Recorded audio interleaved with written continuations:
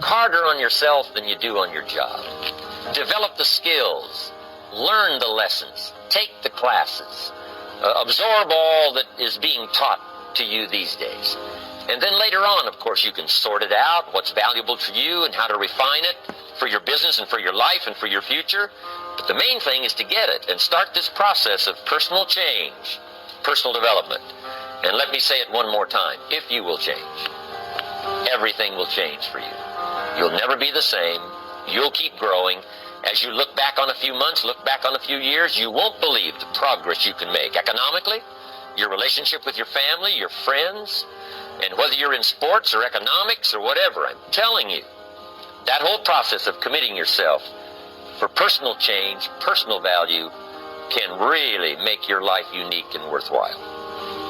Now let's cover the second subject, on setting goals. Mr. Shelf gave me some tips on setting goals that changed my life forever. And I want to share those with you. So let's talk about setting goals, and I also want to tie it to personal development. And you'll see how I'm going to do it as I progress here. Setting goals. We need to take a look into the future. There are 4 things to consider in terms of attitude. One is how you feel about the past. Best advice I can give you on that is treat the past as a school. Let it teach you the mistakes you've made, the things that went wrong, the things that didn't work. Don't use the past as a burden to carry, and don't use the past as a club to beat yourself to death. Past losses, past failures, past mistakes. But let the past be a school. Tough school maybe. We've all been through some tough stuff. So if you feel good about the past, draw from it for experience and let it teach you. Then next is how you feel about the future. We've got to have the future well designed. The future is called the promise. And here's what we teach in our leadership series. The promise of the future can be an awesome force for your own future. The promise of the future, designing the future. There's 2 ways to face the future. One is with apprehension, and the other is with anticipation. I promise you, in my travels around the world, most people face the future with apprehension. And here's why. They don't have it well designed. They've sort of left that up to someone else to fix. But here's the best way to face the future, with anticipation. And you can face the future with anticipation if the future is clear, if the future is well designed. And I would like to have you consider some thoughts with me that help me to really change my future by giving it some thought and some consideration. And here it is. In setting goals, it's very simple. Number 1, decide what you want. You just take a little time. You sit down and say, what do I want? What kind of skills do I want? What kind of income do I want for the future? What would I like? Where would I like to go? Places I'd like to visit.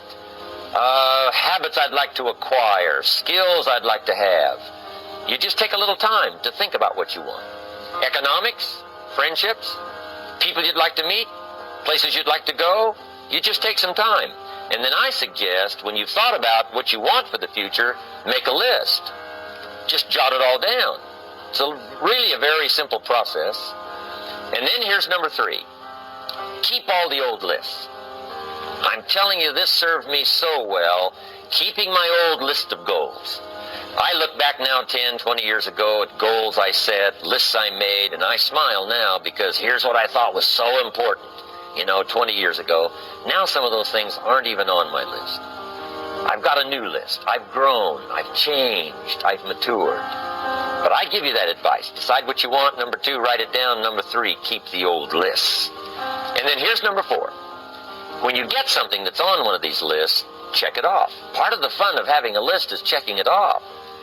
And then if you can add some drama to checking it off, see, that's what really helps. I set a goal to go to Spain many, many years ago. And when I finally made my first trip to Spain, I had that journal with me that had that list in it. And while I had my journal on my lap, waiting for the wheels to touch down in Madrid, I waited until the wheels touched the runway, and I checked it off. Just adding a little drama. So, part of the fun of having a list is checking it off. Now, here's what's important about the lists and designing your future.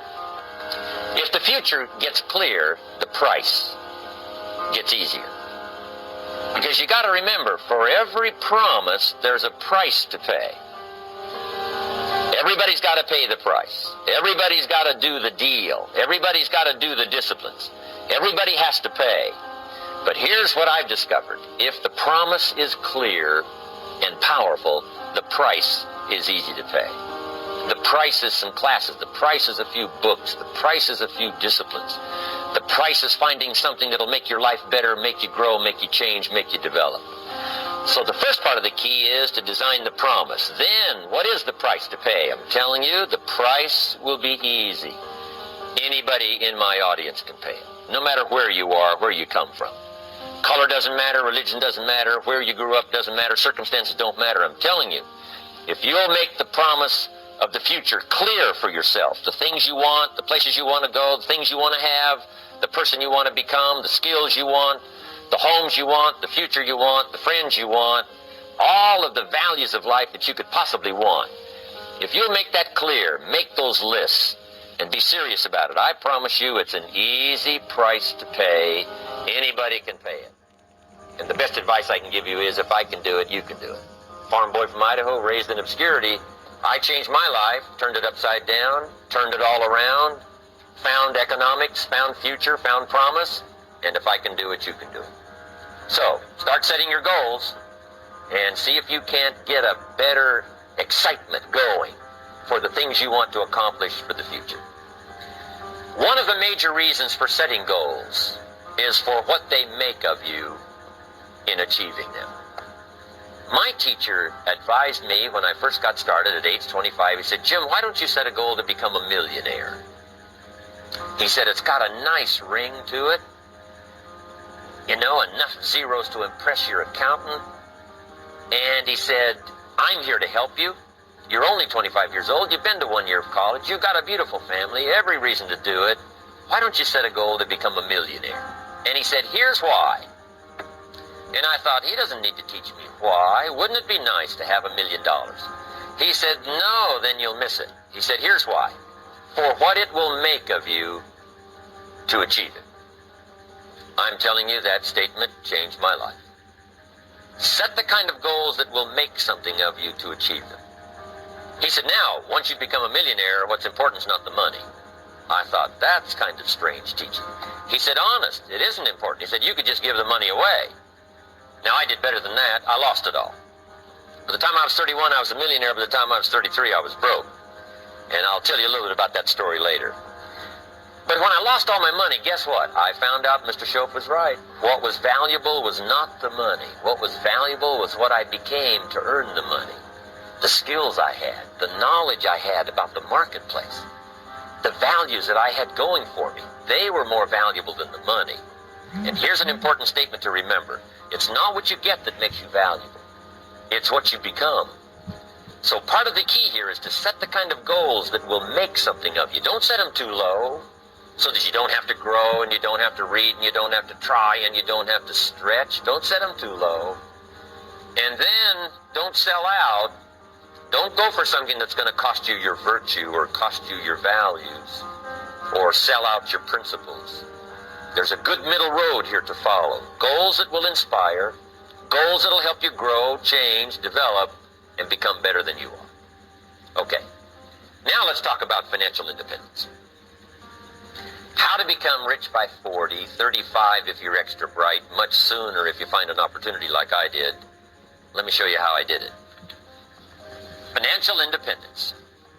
I like the phrase financial independence. Some people are a little bit concerned about using the word becoming rich or becoming wealthy, and I can understand that. I struggled a little bit with this. Is it okay to go for becoming rich, go for becoming wealthy?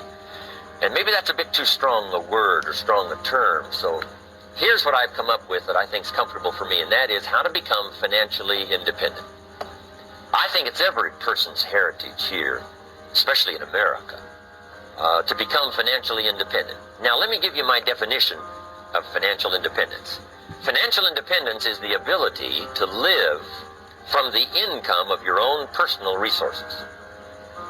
Financial independence. Now it depends on how you want to live. If you need $2,000, $3,000 a month, if you need $4,000 or $5,000 a month, if you need $10,000 a month, some people may need, $100,000 a month.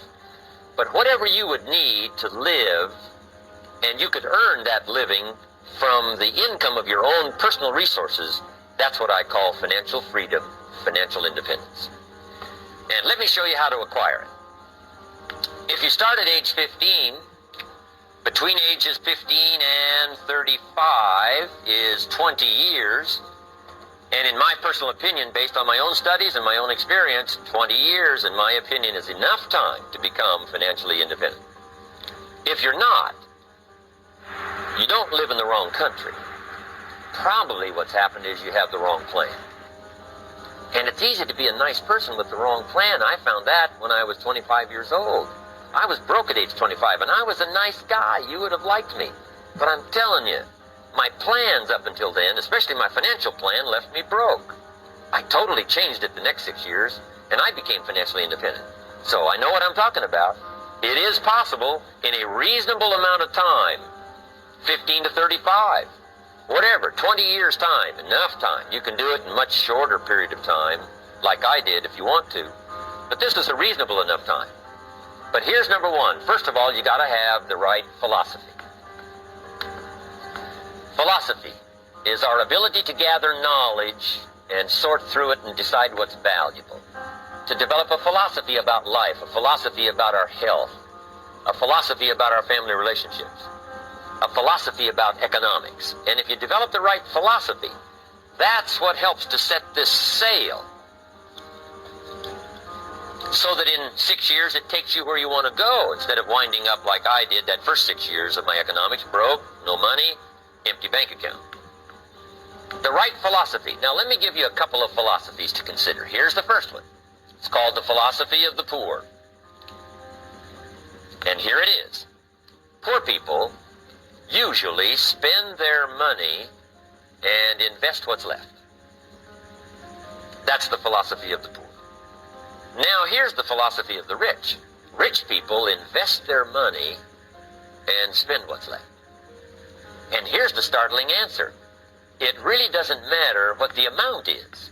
What's most important is not the amount. What's really important is the philosophy. So I would ask you to adopt this philosophy of spending after you have invested. Invest first, then spend. And I've got a little formula that I'm going to share with you. Now, what should a child do with $1? I mean, there's a lot of debate going on, I'm sure, across the country on what a child should do with $1. Here's one opinion. It's only a child and it's only $1. What difference does it make? Well, in my opinion, it makes all the difference in the world. A person's economic future starts with a child with $1. Somebody says, oh, no, you're only young once. Let him spend it all.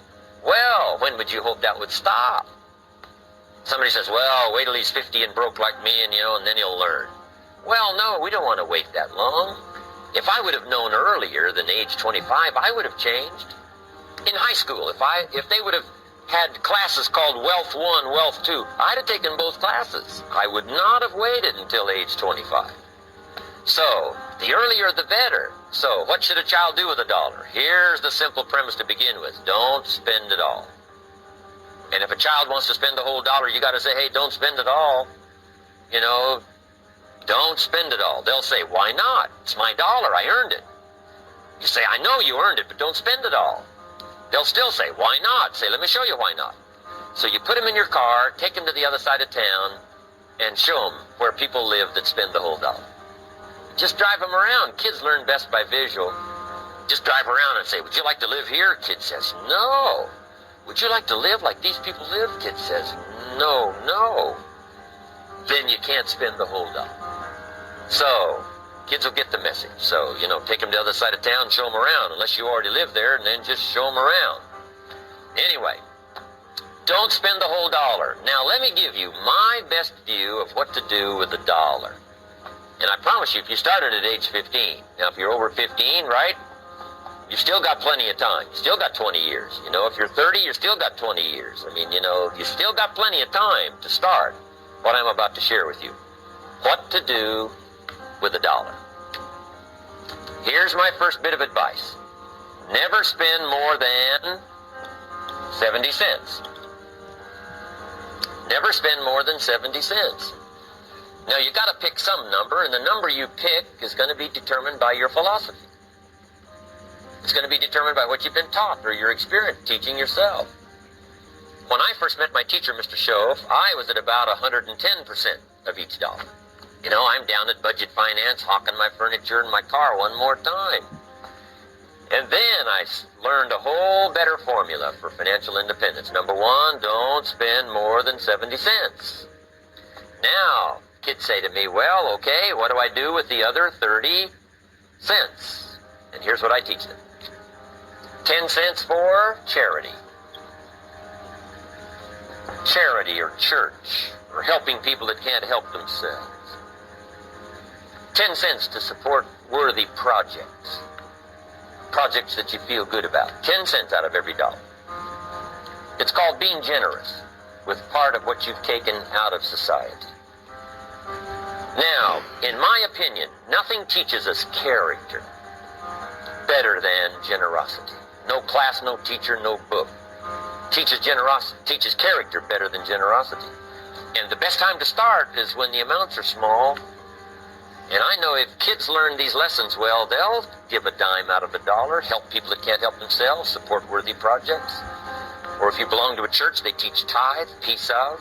That's very important. Now, because when the amounts get larger, sometimes it's a little more difficult. You know, giving 100,000 out of a million, someone says, oh, if I had a million, I'd give 100,000. I'm not sure. That's a lot of money. So the time to start is when the amounts are small. 10 cents out of the dollar. Okay, next 10 cents I call active capital. Active capital means do something to make a profit. Active capital. Set aside a portion of your income. Wages are okay, but I'm telling you, wages will make you a living.